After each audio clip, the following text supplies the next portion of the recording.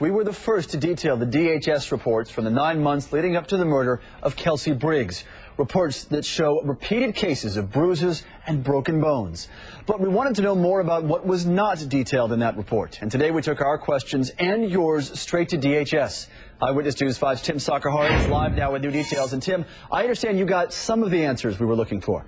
We did get some, Tyler, and some of the answers will come in court, and others, even with the Smith-Briggs case, the child abuse problems aren't getting any better.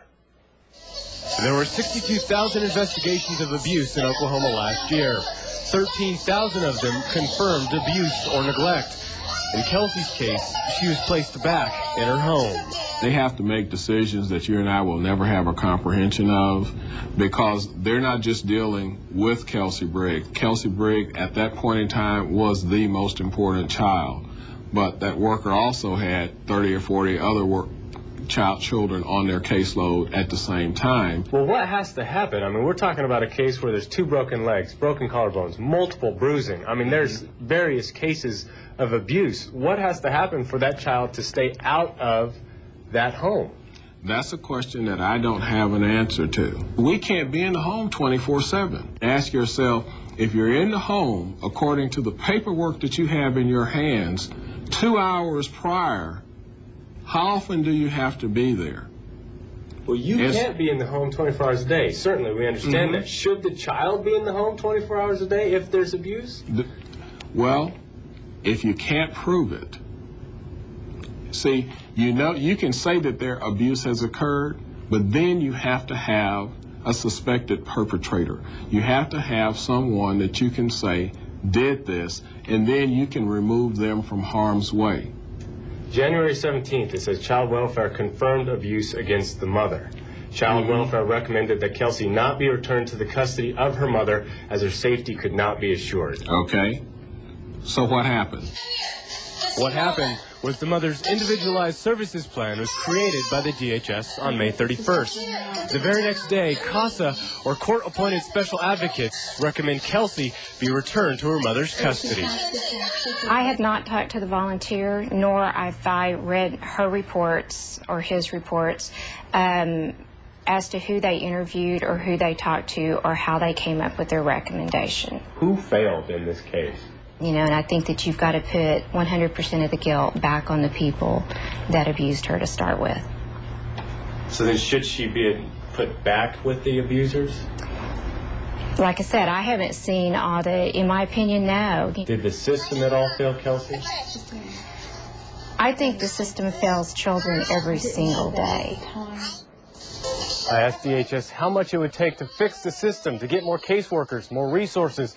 The answer I was given was more money than people have or are willing to spend, but they've made the request Some anyway. new developments in the tragic death of a 2-year-old girl. The last 11 months of her young life now frozen in time on paper.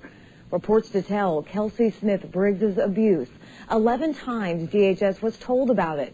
4 of them were confirmed abuse. The last call to DHS, Kelsey was dead. Britton Follett is heading up our investigation and found the documents released by the state are missing a piece of the puzzle. The same pictures we've showed you for 3 weeks are now in black and white and just as hard to see. It's a painstaking report. It details the activities of the family from early January until the death of the child. The report documents months of abuse dating back to January.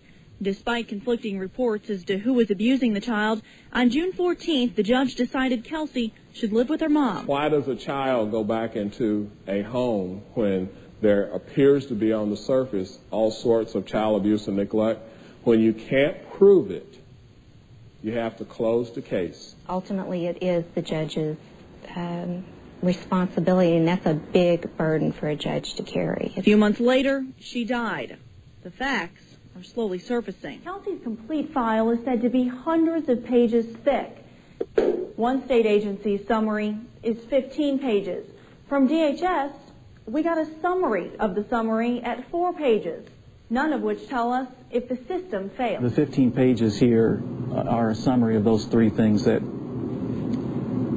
we are required to report, and we have faithfully done so. I don't mean to suggest that that's the entire investigation. but that's the part of the investigation that we can release. The reports tell us Kelsey had a DHS worker, a CASA worker, a Chubbs worker, and several attorneys, all assigned to keep Kelsey safe. We do know and believe that our people were doing the best they could with what they had to deal with. 3 state agencies have started their own investigations into how they can prevent this from happening to another child. We will conduct an investigation not only of the records that we have here, but we will also interview the parties involved. We will obtain any and all records from all of those parties. CASA wants to make sure that this never happens again, and we're going to do everything that we can to get to the bottom and do what we can to make sure it doesn't happen again.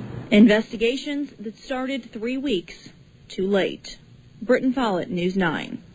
While Oklahoma's state CASA does not oversee individual counties, they are investigating this on the state level. Lincoln County's CASA says it cannot comment due to confidentiality. Also, Judge Craig Key, the judge who placed Kelsey with Ray Don, says it's not appropriate for him to comment. And as for the cases of abuse, there are 4 confirmed within these documents. 2 of them, Kelsey suffered broken bones, her collarbone and both legs. The other 2 cases, her injuries consist of bruises and abrasions on her head, neck, and body. We continue to look into this case and the information that was and was not released to us. Tonight we have numerous phone calls out and requests for additional answers to fill the gaps not answered. News summaries released by the Commission on Children and Youth reveal confirmed abuse, bruises, a broken collarbone, and fractures in her leg. All of the abuse occurred within the last 10 months. But what the documents don't tell us is if the system failed. Tamara Pratt looks at the state law that is supposed to fill in any gaps. Well, Kelly, when a child dies and someone has been charged in connection, the Ryan Luke law states it is presumed it's in the best interest of the public to know the circumstances. Well, we're going to take a closer look at the paperwork released to us today and find that it comes up short of what the law requires.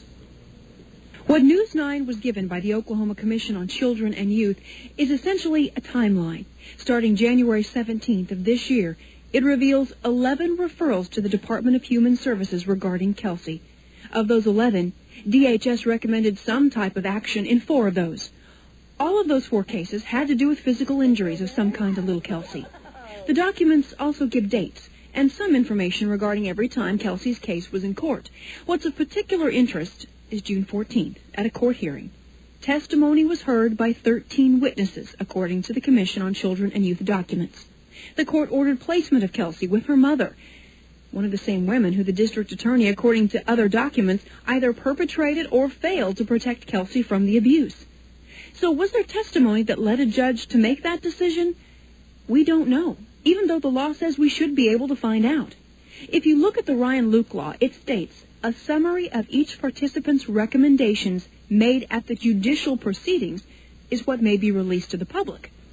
The author of the Ryan Luke law, former House Representative Laura Boyd, says it's not that the law lacks teeth, rather we need the rest of the story. Most of the information is there. However, the actual recommendations on behalf of this child that were given to the court at very important hearings is not there for us to be able to determine how well our system is functioning or how thorough the Ryan Luke law is.